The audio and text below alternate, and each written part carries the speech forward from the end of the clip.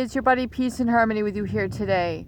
We're focusing in on a very important part of the recovery journal, and that is really looking at and being rigorously honest with the section that really looks at what have you been procrastinating on in your life, in your relationship with the narcissist, in your relationship with the psychopath, in your relationship with a borderline individual, someone who is personality disordered, someone who has taken your life for a tailspin, someone who has exhibited very strange, bizarre, egocentric behavior, someone who has blamed you for a lot of chaos and crazy-making that you are really not responsible for, but yet exhibit such profound and deep rage that you can't just ignore it. You found that your life now becomes really torn between trying to prevent this person from losing their eggs, losing their marbles, losing their cool, and then you are constantly really what is known in the psychological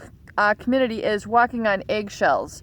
You feel like you have to tiptoe around this individual so that you don't set them off. You have to constantly adjust and modify your behavior, the things that you say, and really violate your own boundaries in order to keep this person and their emotional dysregulation at bay.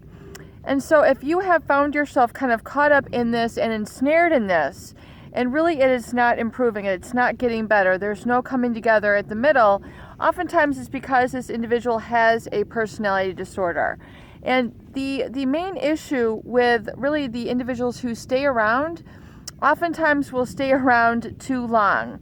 And when I say stay around too long, I mean that they are not giving themselves the chance to really see the forest for the trees, to see the reality of the situation. And when I say the reality, I mean really looking at the things that this person does versus what they say. Now, a personality disordered individual such as a narcissist, a psychopath, or even the borderline will make a lot of promises. And they might even say, I promise. You are my soulmate. You know that, don't you? Or, you know I love you, don't you?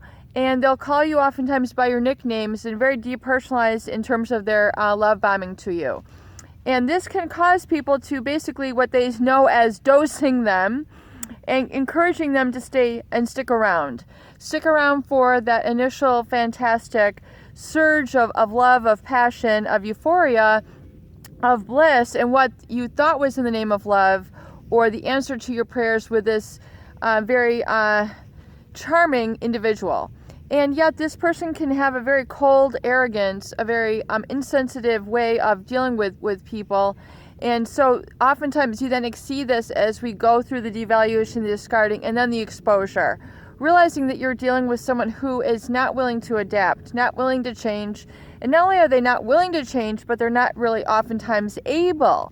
So once you have arrived at this case, and I would say, or this understanding, do not get caught up in trying to label this person. Are they this? Are they that?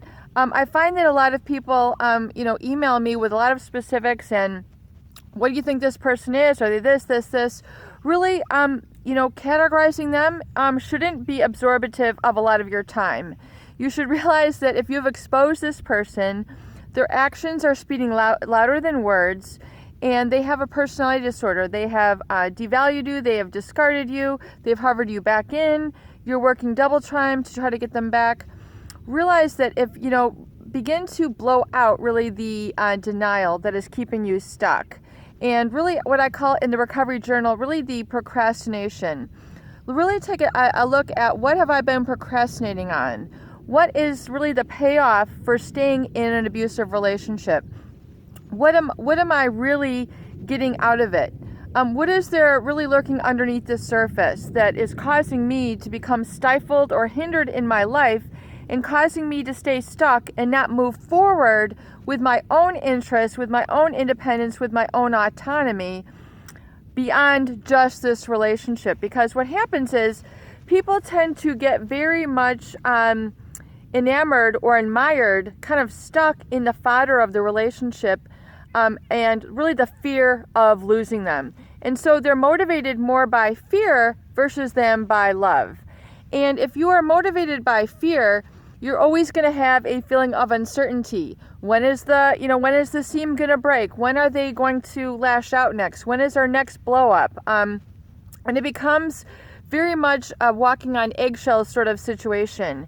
And really, this can become very taxing on the system. It can become very taxing on the psychology and really the emotional and mental stress, which as life goes on, you want to grow more into the state of relaxation, peace, harmony, happiness, contentment, fulfillment, and really expansive of your life into really exploring more of the positive, the finer aspects of life, whether it's traveling, whether it's finer dining, whether it's finer health, better exercise, better reading, better sentiments, better poetry, better belongings. You should really strive to realize and really look at what the payoff at standing in a fear-laden relationship with a personality disordered person really is, and what it's really keeping you away from. Because oftentimes part of the psychopathic or narcissistic bond is that of getting caught up in the fear of losing this individual.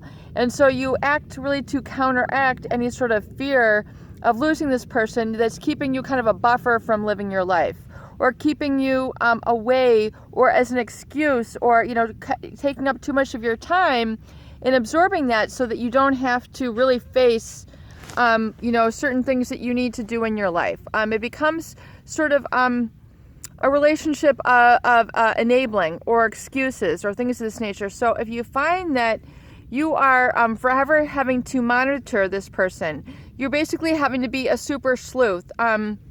You're always worried about when the next blow up is going to be, or you have to monitor all of their behaviors, their texts, trying to become basically getting to the bottom of things. Realize how much of your precious time is getting caught up in that, and really list at least 10 to 20 things that you have been procrastinating on or procrastinating in your life, whether it's taxes, whether it's cleaning, whether it's your exercise program, whether it's your eating program, whether it's your reading, whether it's catching up with old friends, whether it's learning to travel, or just relaxing.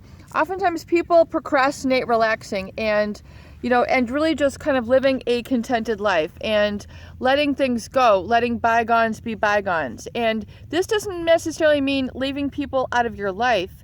It means letting go of the feelings that they have perpetrated of violation and sort of being less than in your life. And you need, as you can get further and further from letting go of those feelings that they have made an impression on in your subconscious, which is really the seat of really the most of the emotional content and motivation in your life.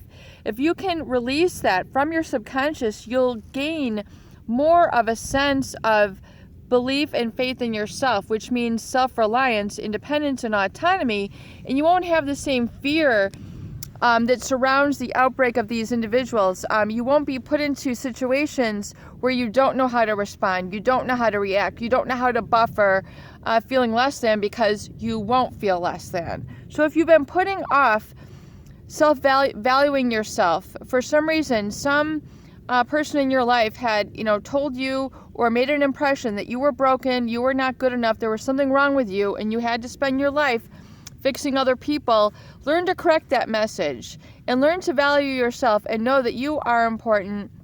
Know that you have a lot to give. Just your presence is enough. And so when you find yourself procrastinating and really holding yourself back, write down there's 10 or 20 things that you have been procrastinating on and go tackle that list. And as soon as you face it, you'll find that it's not so scary. It's really nothing to be afraid of, and it's been looming large over you and taking up more of your emotional energy and taking robbing you of your emotional energy that could be freed up to do more positive and memorable experiences. Peace and harmony with you here today. I hope these videos do help. Please share and please subscribe for more great tools, videos, discussion, and support.